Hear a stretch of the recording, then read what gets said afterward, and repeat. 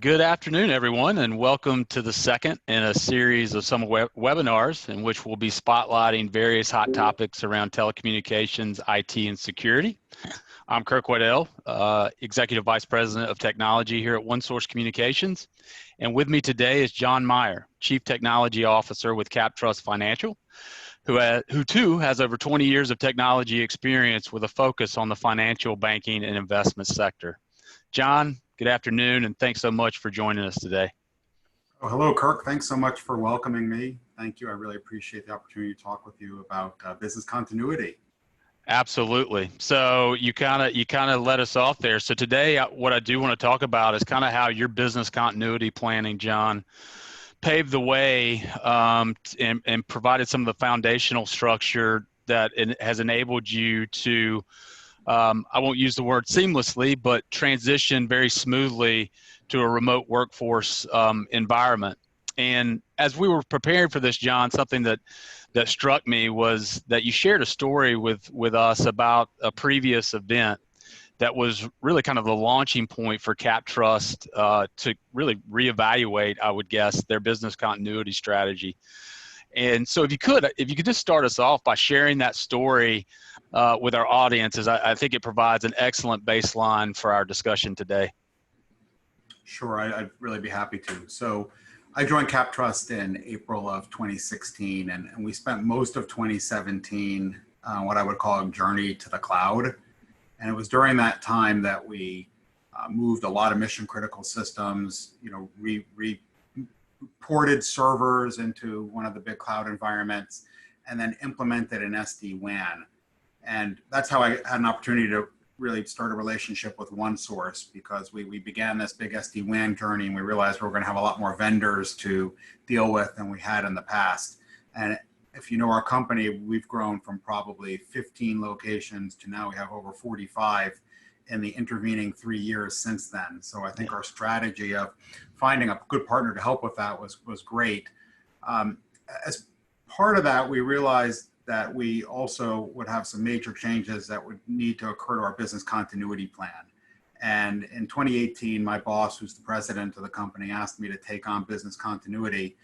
And prior to me taking that on, our plan was to really use alternate sites, like sending people to our Charlotte office or now our Greensboro office, or to actually bring in a trailer. And if you know anything about North Hills, it would be hard to conceive bringing in a trailer into North Hills. It probably wouldn't fit in the parking deck, I'm guessing. And so I don't like his chances. Yeah. I don't think it was a really solid plan. So we looked at that plan, and in 2018, we decided we would really formalize around having 2 data centers and then 2 sort of divisions in our cloud services so that we could have appropriate failover for everything. But for people, which is one of the biggest challenges around business continuity, we needed to have a work site that we knew would be resilient. And we opened up an alternate work site actually in a local data center. We have a fully on 24/7 suite that is staffed, houses computers, phones, and all that kind of stuff that we need, so that really at any point in time we can abandon our headquarters and move over to that alternate work site. Well, literally within a week of us getting that ready to go, we were actually planning to have a tour of that for all managers. Our main headquarters building lost power. Some kind of water accident that got on some big electrical equipment and caused it to melt, and that meant that the building had no power for actually 5 business days and a weekend. And during that time, there was no HVAC, there was no elevator service. And so the landlord shut the building down, except for a few people who could come in and grab stuff for emergencies. So it was a really tough time. We were very lucky, right? So our alternate work site was available to us, and we had about 50 people working there. We had people working from home, but we weren't really where we needed to be. And so we took some of the lessons out of that experience, and we changed our business continuity plan yet again. We invested in better, what I would call VPN technology, even though strictly speaking, it's not a VPN. We got rid of desktop computers for everybody but admins. We basically moved entirely to laptops. And between those things and really, a real focus on, changing how multi-factor works, we were able to come into this event that, we're all dealing with now, the pandemic, I think being really well prepared. And so some of the things for me that I'm really proud of is that, we were tracking the pandemic, I think way ahead of a lot of people. And in January, we convened our critical incident response team. And we looked at what was likely to happen. And we weren't exactly right, but we told people, be ready. And sure enough, we've had this event, and I think we were really ready. People are working from home. We have, more than 95% of the company is working from home. For a period of time, we were basically 100%. And we have not had huge operational issues. We've had some, but we've not had huge issues. That's excellent. And just the word laptops probably makes a lot of our IT leaders out there just shudder with that mere word right now, based off supply chain and demand and lack of availability. So I think, now that we've kind of you've provided that foundational understanding, let's kind of change gears a little bit and talk about the current environment. I think obviously business continuity plans have been tested in a way that I don't think any of us could have fathomed 6 months ago. Obviously some of your experience probably brought light to what worst case scenarios could look like. But John, is from your own experience and also just perhaps sitting in a neutral IT leadership or technology leadership position, if you were performing a gap analysis on your business continuity plan based off the current environment, what are some of the things that you would evaluate, and what are some of the stressors that you've seen, that maybe has required either some tweaks or modifications in that business continuity plan? Sure. Well, I think I would start with what I call basic technical continuity, which I think is actually right in the realm of what IT people are used to dealing with, right? So technical continuity is your network resilient? Can your people work from a variety of locations? And if you're not comfortable with them work from home, you've got to figure out where are they going to work. Do you have security software that functions the same, whether people are work from home or work in an office or work from a coffee shop? I think that you can easily start there. Oh, and I forgot one thing, which is, just basic, what I would call server resiliency, right? So do you have failover targets for every service that you offer? Can it run in multiple locations? Have you proven that that can happen? And have you done the same thing with your suppliers? I think tech people are really comfortable with that. I think you have to go one level deeper, which is you have to engage the business in a conversation about business continuity, which is really about personnel continuity. And IT people don't necessarily have full control over that, but you need to challenge your business owners to say, who are your backups for your backups? What are you going to do if 30% of your people can't come to work? How are you going to continue to support service? And about 3 years ago, we started to have that conversation. We said, the world is shifting from one where technical continuity is the biggest concern to one where it's really people continuity. So if I were to critique our own plan, I would say that I'm not sure we could handle, let's say, a 40% absence without any impact to our service levels, right? That has nothing to do with technology. I'm sure Office 365 will continue to deliver email and servers will stay running, but if 40% of your people don't show up to work one day, can you handle the load? Not an IT issue, but it is a real practical issue in a pandemic. And that's what FEMA had said could be a worst case scenario for the COVID situation. Now, luckily, we're not seeing that at this point, knock on wood. We're not seeing, 40% absence or even 20% absence. People have managed to stay pretty healthy, at least in the working age population. The other thing that I think is a real challenge is we often think that people will do anything for their companies, but imagine a big Cat 4 hurricane, rolls through Greenville and then hits Raleigh, and now where, our headquarters is located, all of those people may not have power, they may have trees down in their yards. Well, they're not really going to get online, and they're not going to be super likely to say, oh, I'm going to leave my dog and my kids, and I'm going to go head over to Charlotte and go work for the next 2 weeks. Some people will, but not everybody. And so I would really say, you know, pandemic and a big regional weather event, probably on the order of a hurricane, are still the most challenging things from a people continuity perspective.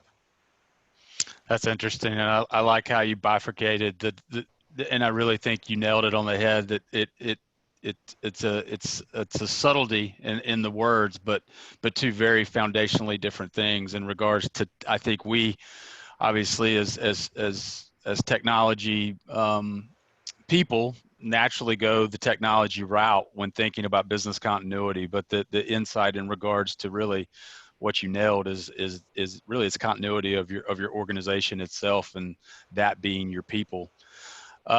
Great insight there. So for the last few minutes, John, let's talk about how the landscape's going to change post pandemic.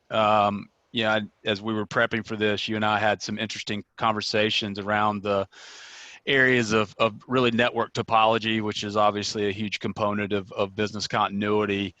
And there were some interesting insights that you have there. But just in our final minutes, if you can, could you just share, you know, from your perspective, you know, where do we land after this? What's going to be the new normal? And from your standpoint, what is going to be a focus from, you know, from a technology standpoint, you know, perhaps around business continuity, perhaps not, but interested to hear your insight in regards to, you know, what's going to be the new normal after this.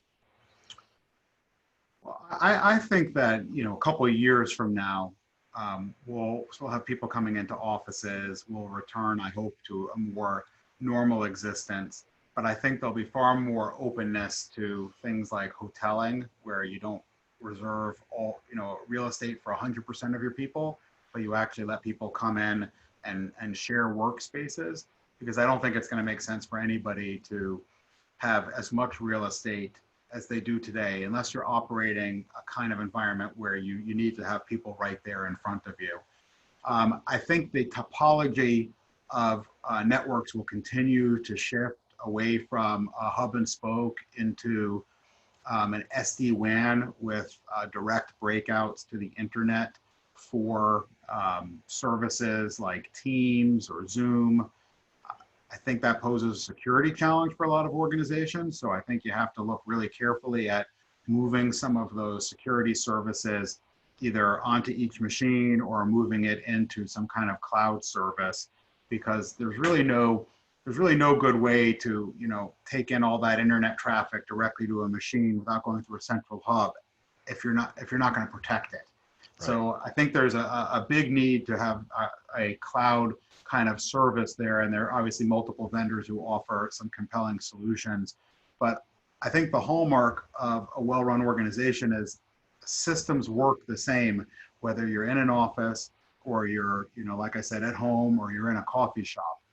Your security protections are the same. There's not one mail filtering while you're sitting in the office and a different one at Starbucks, or more importantly, there's not different web filtering and firewalling. All of that stuff's going to need to align. I think there's going to be a continued focus on giving laptops to people, making sure they have soft phone capability so that they're making phone calls from the company, not making phone calls from their cell phone. I think you're going to see continued focus on a high level of resilience, you know, multiple data centers with active configurations, or configurations where you're routinely testing, you know, both sides of your failover, not like an annual DR test, which is kind of passe if you're really trying to run high availability services. Yeah. And then I see a real shift of the LAN. Today, I think a lot of organizations are dependent somewhat on a LAN for provisioning new computers, for patching, for a variety of things that you just can't be dependent on. And it's very difficult to get everything to work regardless of where people are situated, right? So they're not going to come into an office and they're going to have to get patched. And you just can't continue to operate the same way, which says, well, I'll catch them up the next time they come in. So those are three things that I see. I think LANs will become more like hotel LANs, where people just sort of show up and they're getting connectivity to internet and servers, and that kind of zero trust mentality will eventually sort of take over for the LAN environment. John, that's excellent feedback. Believe it or not, we're at the end of our time. I could sit here and talk to you for at least another 30 minutes on this, but really, really thank you for your time today. I thought you provided some great insight. I think a lot of great takeaways from this. If there's one thing that we probably didn't focus on, but that I want to bring to light before we conclude, is the amount of preparation and intentionality that's required for a sophisticated business continuity plan. I mean, this has been something that has gone through multiple iterations over a span of years, not over days, weeks, or months. And so I think as I'm talking to our audience, it's something again that requires intentionality. It requires a significant amount of planning and resourcing. And so the sooner you can get started in that process, the better. So I want to thank you again, John. Thanks for your time today. Thanks for your insight. Appreciate you joining us. And to our audience, I'd like to thank you for joining us today as well, taking time out of your busy day. We will be providing a copy of this webinar via email for our participants today. This was recorded. And we'd also welcome feedback. So if you have any insight in regards to topics that you'd like covered later on in the year, we would be happy to hear that, as well as any feedback you have on topics that we've covered up to now. So again, thanks everyone for their time today. I hope everyone has a great 4th of July. John, again, thank you for your time and hope everyone has a great day. Thank you, Kirk. I appreciate the opportunity to speak with you today. Thanks.